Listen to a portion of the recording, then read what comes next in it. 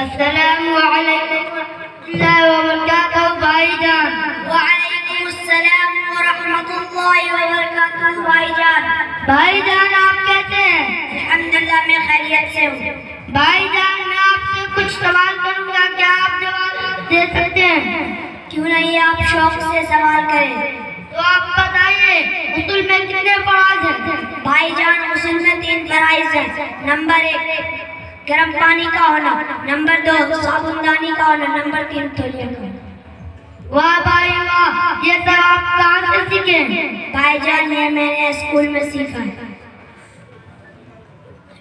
بھائی جان آپ جتنے فرائض شمار کرائے ہیں وہ سب کے سب غلط ہیں۔ تو بھائی جان آپ ہی بتا دیجئے کیا صحیح ہے۔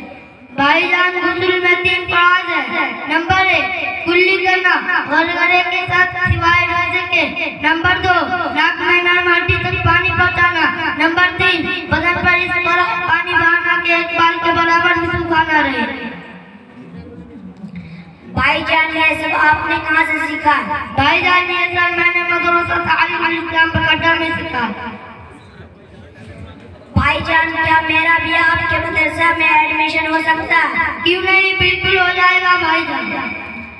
ٹھیک ہے بھائی جان، آپ کا مدرسہ کب کھلتا ہے؟ بھائی جان میرا مدرسہ 10 قوارین مکرم یعنی عید کے 10 دن کے بعد کھل جاتا ہے۔